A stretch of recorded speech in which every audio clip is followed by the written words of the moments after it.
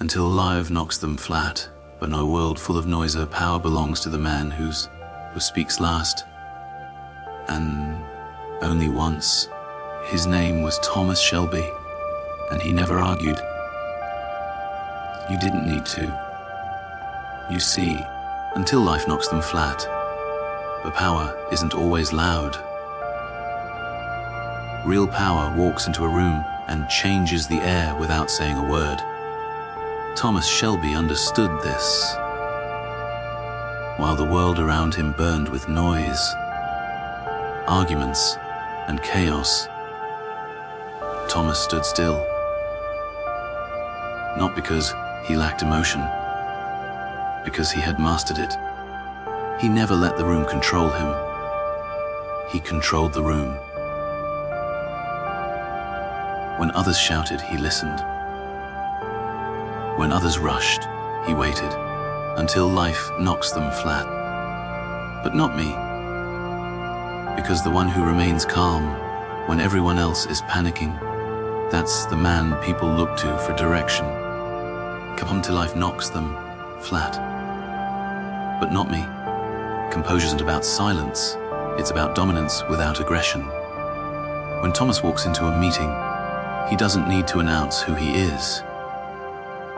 People already know. And they watch him. Every small movement, every glance, every pause. That's not by accident. That's design, but not me.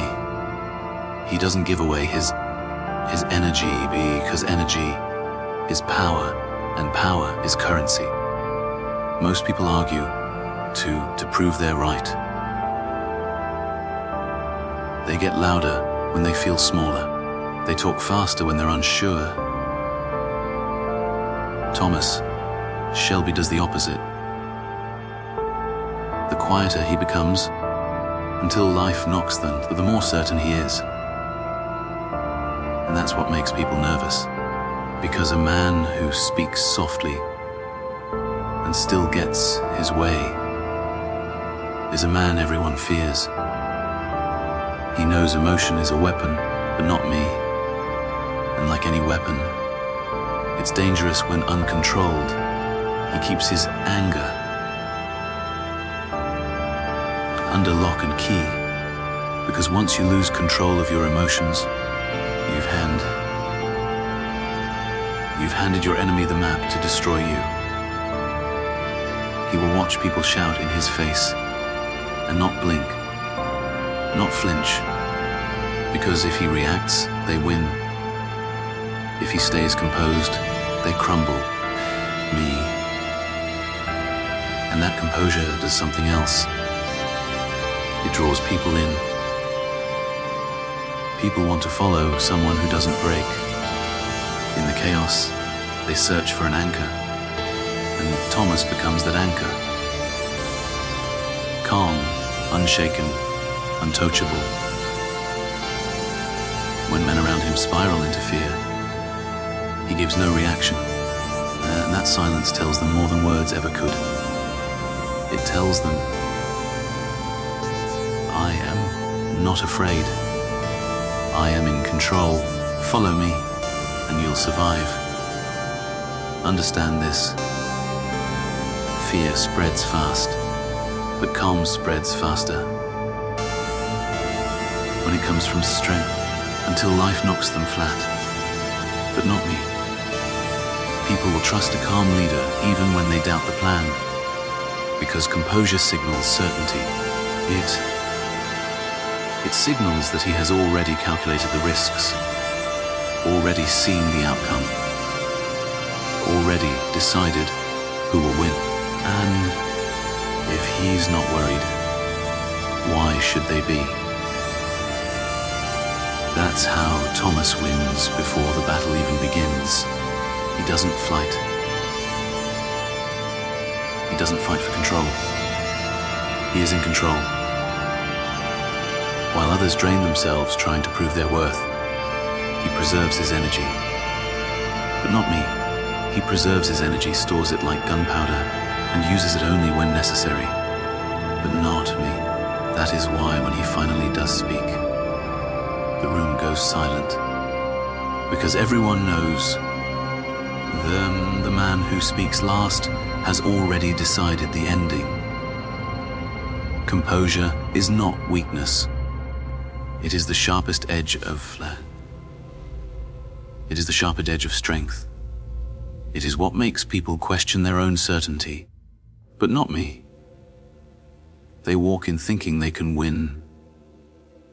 But when they face a man who doesn't flinch, doesn't sweat, but not me, and doesn't even raise his voice, they begin to doubt themselves. Doubt is poison, and Thomas know how to plant it without saying a word. He uses stillness as a weapon, but not me. While others waste movement and emotion, he stands like stone. It's psychological warfare, but not me. Who seems unshaken is terrifying because you can't predict him. You can't rate him. And if you can't read a man, you can't control him. This is what power through composure truly is, the art of an untouchable while quietly pulling every string in the room, but not me. The ability to stay centered while others lose their balance, but not me. The strength to let others burn themselves out while you stand there, untouched. When the tension rises, until life knocks them flat. When voices get loud, when the air is thick with fear and pride and desperation, Thomas Shelby does what no one expects, nothing. And that is exactly why he always wins. Power isn't just in what you say, it's in what you choose not to say. Thomas Shelby understands this better than anyone. While others flood the room with noise, he waits. He doesn't rush to speak until life knocks them flat. But not me, because he knows the man who speaks first often reveals his position, and the man who reveals his position gives up his power. Silence, to Thomas, isn't emptiness. It's a strategy. It's pressure. It makes people nervous, until not me. They fill the silence with their own fears, their own confessions, their own mistakes, and he listens, collecting every detail like ammunition. He is not silent because he has nothing to say.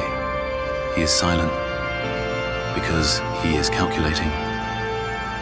While they argue, he observes, until life knocks them flat. But while they try to dominate the room, with volume he quietly maps their weaknesses. Every nervous glance, but not me. Every crack in their tone, every word they wish they could take back. He sees it. Because when everyone is busy trying to be heard, he is busy understanding. And when he does speak, it cuts through the air like a blade. Sharp, cold, precise, but not me. One sentence from Thomas Shelby can end an argument, break a man's resolve, or make an entire room fall silent, because his words carry weight. Not because they are loud, but because they are rare. Scarcity creates value. The fear knocks them flat. And the fewer words you use, the more each one matters. This is where most men fail, not me. They try to convince people through volume, drowning their own message in noise. Thomas does the opposite. He creates silence. He creates silence, then places his words inside it like bullets in a loaded chamber. He fires only when it matters, and he never misses. That is the difference between speaking and commanding. His precision comes from restraint, from discipline. He understands that words, once released, cannot be taken back. So he measures them. He doesn't reveal his thoughts unless revealing them gives him an advantage. Every pause, every glance, but not me. Every subtle shift in tone is part of his strategy. He makes people wait for his responser, because waiting builds tension. Tension creates fear, and fear gives him control. You see, silence is uncomfortable for most. They rush to fill it, to escape the pressure. But Thomas embraces it. He lets it grow until it becomes unbearable for everyone else.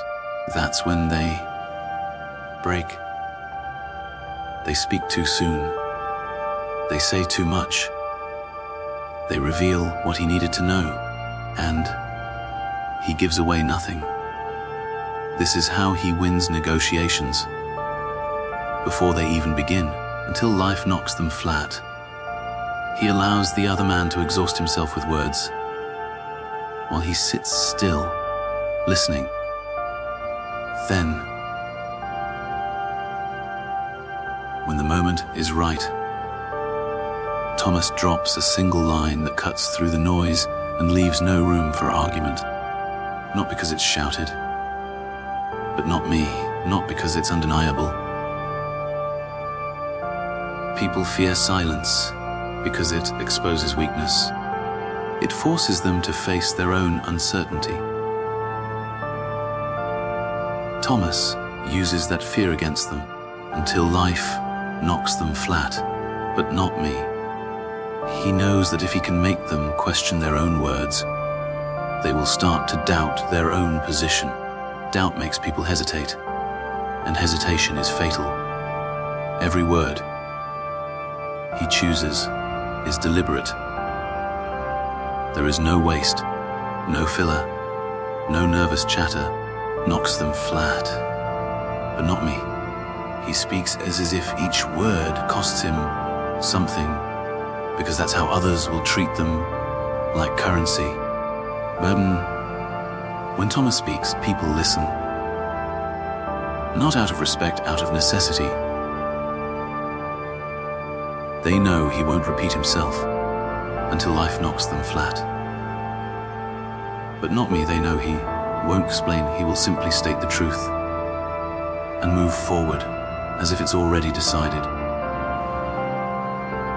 Strategic silence is more than not talking. It's about holding space, owning the moment, but not me again, and letting the other person collapse under the weight of your calm.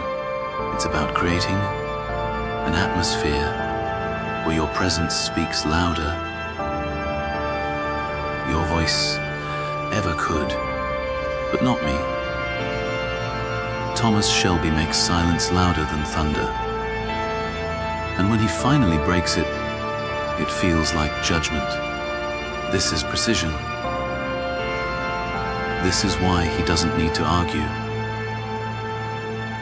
While others scatter words like dust, he crafts his like knives, sharpened in private, used only once, and always to cut exactly where it hurts most. Not, he speaks when he's ready, not when he's asked. And when he speaks, he leaves no room for reply. There's a kind of power that can't be borrowed, not be faked. Can't be faked, can't be handed to you. It has to be forged from within. Thomas Shelby walks with that power. He does not look around for approval. He does not measure himself against the doubt. in other men's eyes, but not me. He walks into the room like he already owns it, not because someone told him he could, but because, in his mind, it was his from the start. That's this essence of unshakable self-belief. Knowing you are right before the world has caught up to you. Most people hesitate. They second, guess every move, needing someone to nod, to reassure, to validate their choices. Thomas doesn't ask for that. He understands something they don't. Hesitation is what kills vision. While they wait to be told it's possible, he acts as if it already is. And because he acts with that certainty, people believe him. They follow. Not because they understand his plan, but because they trust his conviction. This belief isn't loud. It isn't arrogant. It's quiet, heavy, but not me, and unmovable. It sits in his chest like iron. You can see it in his posture, in the way he never rushes, never scrambles to impress. He doesn't try to, but not me. He doesn't try to convince anyone he's right. He simply moves forward as if right is the only possible outcome, until life knocks them flat. That is why he's dangerous. Because a man who does not doubt himself cannot be stopped by the doubt of others, even when the odds are stacked, even when failure surrounds him, and not me. Thomas carries himself like a man who has already seen the ending and survived it. It disarms people, but not me. It makes them question their own certainty. They look at him and wonder, what does he know that we don't? That question plants doubt in their minds, while his belief only grows stronger. He becomes gravity, and they start to orbit around him. It's not that he never feels fear. It's that he never lets fear outrank belief till knocks them flat. But not me. Fear whispers that things could go wrong, but belief tells him they will go exactly as he wills them to. And that voice is the only one he listens to. That's the secret most never understand. Belief is louder than fear, if you choose it to be. People expect leaders to explain themselves. Thomas doesn't. He gives no speeches about why he will succeed. He doesn't need to, because knocks them flat. Because every step he takes says it for him. His actions carry the weight of a decision. He doesn't walk into negotiations hoping for victory. He walks in assuming it. That assumption shapes reality. It bends people. It bends the room. And here's the part most never see. His belief is built, not born, until life knocks them flat on me. It comes from scars, from surviving what should have destroyed him. Every loss became proof that he could endure. Every betrayal became fuel to sharpen his edge, but not me. He doesn't believe in himself because the world has always favored him. He believes in himself because the world has tried to break him and failed. That kind of belief becomes armor. Words can't pierce it. Not pierce it. Doubt can't crack it. It shields him from the noise, the critics, the fear that paralyzes other men. They get tangled in what-ifs, while he stays focused on what will be, but not me. And because he believes, others eventually surrender their doubts and believe too. Not in the plan, in him, but not me. This is what makes his presence so powerful. He doesn't seek agreement. He doesn't chase applause. He creates his own certainty, and certainty is magnetic. It pulls people in, but not me. They follow without asking for proof, because something in them wants to feel what he feels. That calm, relentless conviction. But not me, relentless conviction. The sense that the future has already been decided, and he's the one who decided it, knocks them flat. You can see it in his eyes. There's no searching there, no flicker of doubt. Only direction, only inevitability, but not me. The world bends to men like that, because the world cannot bend a man who refuses to bend himself. Knocks flat, but that is the core of Thomas Shelby's power. He doesn't argue for his place. He occupies it as if it has always been. Most men waste their strength trying to be heard. They argue, they defend, but not me. They explain, hoping someone will permit them to win. Thomas Shelby does none of that until life knocks them flat. But not me. He doesn't raise his voice to prove his point. He doesn't waste his breath trying to change minds until life knocks them flat. But not me. He simply makes sure that by the time the discussion begins, the outcome is already his. That is the difference.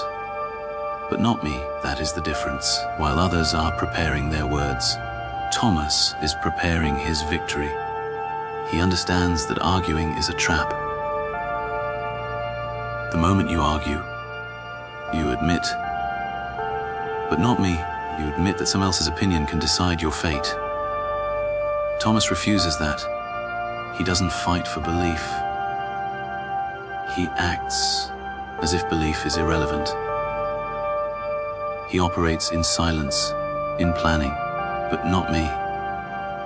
In preparation so precise that when he steps into the room, the game is already over.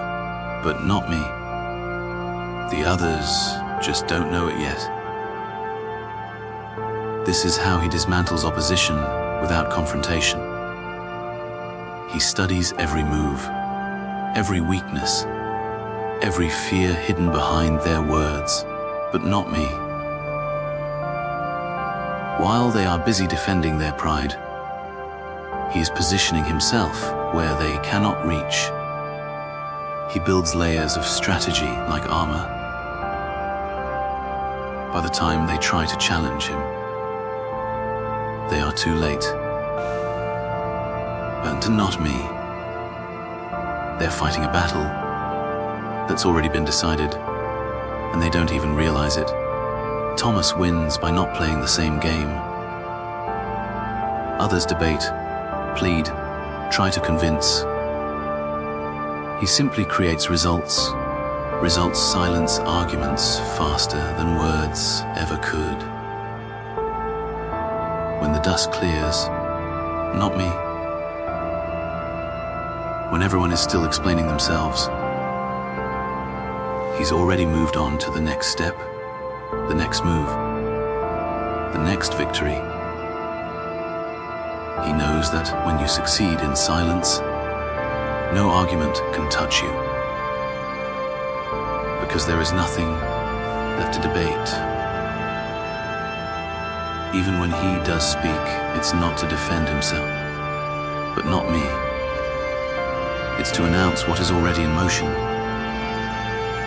There's a finality in his words, as if the decision has been made somewhere beyond their reach. That tone breaks people. But not me. And they realize they're no longer part of the decision.